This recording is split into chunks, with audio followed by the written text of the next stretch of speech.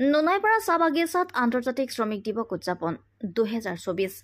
ওদালগুৰি অসম চাহ মজদুৰ সংঘ মঙলদৈ শাখা সমিতিৰ উদ্যোগত তথা নোনাইপাৰা প্ৰাথমিক গোটৰ সহযোগত 1 মে আন্তৰ্জাতিক শ্ৰমিক দিৱস উদযাপন কৰে নোনাইপাৰা গধূলি বজাৰ প্ৰেক্ষাগৃহত। আজি দিনৰ সকলোতে আন্তৰ্জাতিক শ্ৰমিক দিৱস উদযাপন কৰি আছে। শ্ৰমিকসকলৰ ভিন্ন সমস্যাক লৈ তথা দৈনিক মজুৰিক লৈ মাত মাতি আহিছে, কিন্তু আজিলৈকে এই সকল শ্ৰমিকে তেওঁলোকৰ দৈনিক মজুৰি টকাৰ কিছু সংখ্যক বৃদ্ধি হৈছে যদিও এই মজুৰি লৈ সন্তুষ্ট নহয়। শ্ৰমিকসকলৰ ইয়াৰ বাবে বহু সমস্যাৰ সন্মুখীন হৈ আছে। পানীৰ পৰা নবীন চবৰ ৰিপৰ্ট, অৰুণোদয় অসম।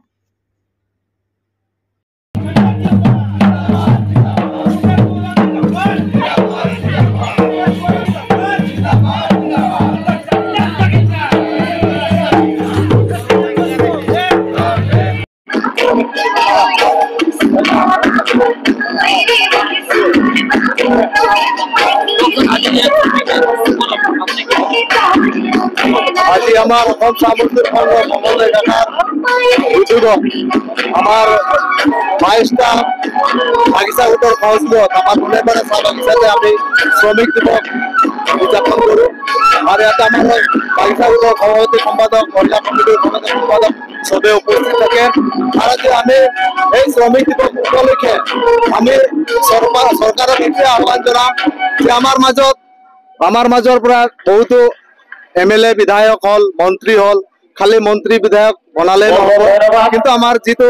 বাগিচাৰ যেটো সমস্যা বা জাতিৰ যেটো সমস্যা আমাৰ জনজাতিকৰণেৰে হোক বা যে শ্ৰমিকসকলক যেটো জাগাত আছে, ঘৰ আছে, সেই ঘৰৰ মাটিখিনি যাতে তেওঁলোকে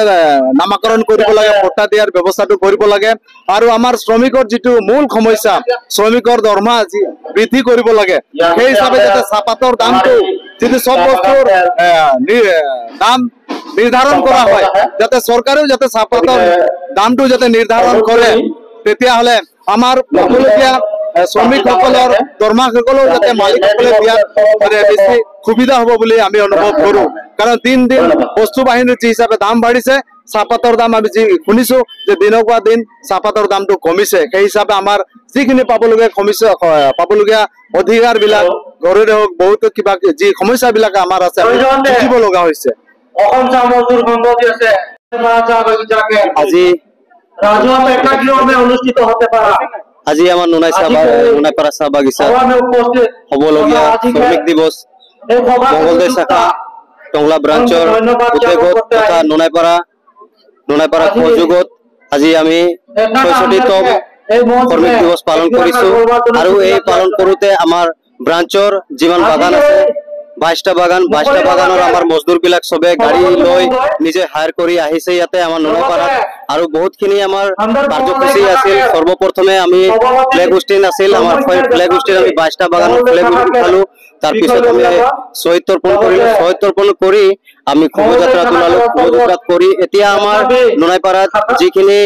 ঝুমৰ আছে, ঝুমৰ প্ৰতিযোগিতা আমি ৰাখিছো, ঝুমৰ প্ৰতিযোগিতা হ'ব। আৰু আমি ক'ব খোজো যে আমাৰ আদিবাসীসকলৰ ঝুমৰটো যোনটো নৃত্য হয়, কৃষ্টি হয়, সেই বস্তুটো হেৰাই গৈছে। তো আজি আমি এই ঝুমৰটো প্ৰতিযোগিতা ৰাখিছো আৰু সবে বাগানে আহিছে। আজি আমাৰ নোনাইপাৰা চাহ বাগিচাত আমি এইবিলাক প্ৰগ্ৰাম কাৰ্যসূচী আমি ৰাখিছো। সরকারের স্পেশালি যখন নাকি বাগান বিক্রি হবে বা কিবা কারণে বিক্রি হতে হয়, যখন আপনি কিনতে ওই বাগান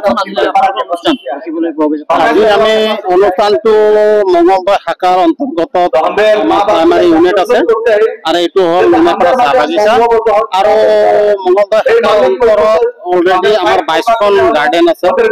তাৰে প্ৰতিনিধি আমি কৰোঁ। সভাপতি হিচাপে সম্পাদক সন্তোষ কুজুৰ আছে, উপসভাপতি আমাৰ তাঁতী আছে আৰু বুলন মাহালি আছে, এইগৰাকী আমি কমিটিৰ মানুহ। আৰু ইয়াত আমি এইবাৰে যিহেতু কি নোনাইপাৰা চাহ বাগিচা তেওঁলোকে মে দিৱস পালনটো তেওঁলোকে নিজে ৰাখিছিলে যে আমি অসম চাহ মজদুৰ সংঘৰ মে দিৱসটো আমাৰ জন্মদিন, আমাৰ দাবী কৰা দিন, গতিকে তেওঁলোকে ইয়াতে ৰাখিছিলে। আৰু গোটাই বাগিচাৰ 22খন গাৰ্ডেনৰ পৰা সভাপতি, সম্পাদক, মহিলা কমিটি, যুৱ দল সকলোকে লৈ তেওঁলোকে আজি ইয়াত উপস্থিত হৈছে আৰু আমি বহুত আনন্দিত। সংঘ থাকতে লাগবে, कारण हमদের भी इधर बात बता दे इंडियन में आपके रहे বাইশ কোন আছে হয় 22 কোন চাহ বাগিচা গোটা এটা গাড়ী লৈ আহিছে কোম্পানীৰ পৰা গাড়ী দিছে সংগঠনটাকে কি দরজা বানালা है बहुत কষ্ট এই বললি না ওর আগে ভবিষ্যতে আপনাদের রাষ্ট্রীয় ক্ষেত্রে পারবে নহয় ৰাজনীতিক বুলি কোৱা কথাটো এনেকুৱা ধৰণৰ ৰাজনীতি কোৱা জাগা নাই কিন্তু ক'ব লগা দুখ যে ৰাজনীতিক আমি বাগিচা বুলি নহল অসমতে আমি চাহ বাগিচাৰ যিগিলা লোক আছিলো সেইগিলা পলিটিকেলক আমি সমৰ্থন কৰি আহিছো ভৱিষ্যতে আমাৰ দিন আমাৰ ল'ৰা ছোৱালীক সুবিধা কৰি দিয়াৰ কাৰণে আৰু কৰিব বুলি আশাবাদী কিন্তু আজিলৈকে সেনেকুৱা ধৰণৰ সুবিধা আমি জনক পোৱা নাই আমি পাইছো যদিও চাউল কিন্তু কোম্পানীৰ অন্তত আমি কাম কৰো আমাৰ চৰকাৰে বহুত যিটো 350 টকা পইচা দিম বুলি কৈছিলে চৰকাৰে আজিলৈকে ঘোষণা নকৰিলে আৰু তথাপি আমি সমৰ্থন কৰি আহিছো কিন্তু আগন্তুক দিন এইবাৰো আমি সমৰ্থন কৰিলো যেহেতু কি আমাৰ ইলেকশ্যনত আমাৰ যিগিলা লোক আছিলে তেওঁলোকে আমাক আহিছিলে তেওঁলোকে নিজে নিজে ভোট দান কৰিছে আমি কোনো ধৰণৰ অনুমতি দিয়া নাই ক'ত দিব লাগিব কিন্তু আমি 24-25 যেহেতু কি পানাৰী সমষ্টি বুলি ক'লে নলেচাপা সমষ্টি বুলি ক'লে ভোট বেংক বুলি ক'লে চাহ বাগিচা পানাৰী সমষ্টি বুলি ক'লে বিধানসভাত আমাৰ 12খন গাৰ্ডেন পৰে আৰু বিটিসি ইলেকশ্যনত অলৰেডি আমাৰ 8খন গাৰ্ডেন পৰে তো আমি 40-55,000 ভোটাৰ কিন্তু আজিৰ তাৰিখত আমি একত্ৰিত এইকাৰণে হৈছো এই মেঘ দিৱসৰ পৰা আজি আমাৰ আলোচনা চলি যাব কাৰণ আমি ভোটাৰ হৈ তেওঁলোকক জয়যুক্ত কৰিছো ডাঙৰ কৰিছো ব্ৰিটিছ চৰকাৰকো আমি সমৰ্থন কৰিছিলো আনেবালা চৰকাৰকো সমৰ্থন কৰিছো কিন্তু এতিয়া আমি সমৰ্থন নকৰো আমি নিজা ভাবিয়াকে এটা চিন্তা কৰিছো যাতে কি 2024 আৰু 25 আমি CMS পৰা ক্যান্ডিডেট XY কাবাক এজনক আমি থিয় কৰিছো XY কাবাক থিয় কৰি আমি কেন বঞ্চিত হৈ আছো পলিটিকেল পৰা আমি বঞ্চিত হৈছো আমাৰ ল'ৰা ছোৱালীক যেনেকুৱা অসুবিধাত পৰিছে যেনেকুৱা চাবলৈ গ'লে শিকিব লাগে পঢ়িব লাগে বুলি কয় আমাৰ 150-200 টকা হাজাৰ ক'ৰ পৰা পঢ়িব কিবা হাই স্কুল মেট্ৰিক পাছ কৰে হাই সেকেন্ডাৰী পাছ কৰে তাৰপিছত টংলা কলেজখন যোৱাৰ কাৰণে আপুনি চাওক ননে পৰা কমসে কম 24 কিলোমিটাৰ কিন্তু ইয়াৰ পৰা আপোনাৰ অলৰেডি টংলা যাবলৈ হলে 100 টকা আহা যোৱা ভাড়া তো শ্ৰমিকে পায় 150 টকা 200 টকা তেওঁ কেনেকৈ পঢ়াব গতিকে আমি বাৰম্বাৰ আপত্তি জনোৱা সত্ত্বেও আমাক মানে এটা তাতে হোষ্টেল আৰু লেডিজ হোষ্টেল জেন হোষ্টেলটো পোৱা নাই কিন্তু এবাৰ আমি সেইকাৰণে যেতিয়ালৈকে যিসকলে শ্ৰমিকৰ ল'ৰা ছোৱালীক তেওঁলোকে নাচায় তেতিয়াহ'লেতো শ্ৰমিকে জাগি উঠিব আজি শ্ৰমিকে সেই আগৰ নিচিনা বুৰ্বক নাই শিক্ষিত হৈ আহিছে গোটাইকেইটা জানা বুজা হৈছে আপোনালোকে চাইছে এজন মাইক লৈ নিজৰ স্পীচটো দিছে গতিকে ইয়াতকে আৰু মই সুখী কৰবা নহম যথেষ্ট সুখী আছো যাতে আগতে কপি আছিলে এতিয়া নিজে স্পীচ দিবলৈ সক্ষম হৈছে গতিকে তেওঁলোকক মই ধন্যবাদ দিছো আপোনালোকে আজি মিডিয়া যোগেদিও মিডিয়াসকলক ধন্যবাদ দিছো গতিকে আপোনালোকে আহি এই বৰ্তাটো যাতে আগবঢ়াই লৈ যায় আৰু বিভিন্ন জায়গাত এই মেছেজটো যায় ধন্যবাদ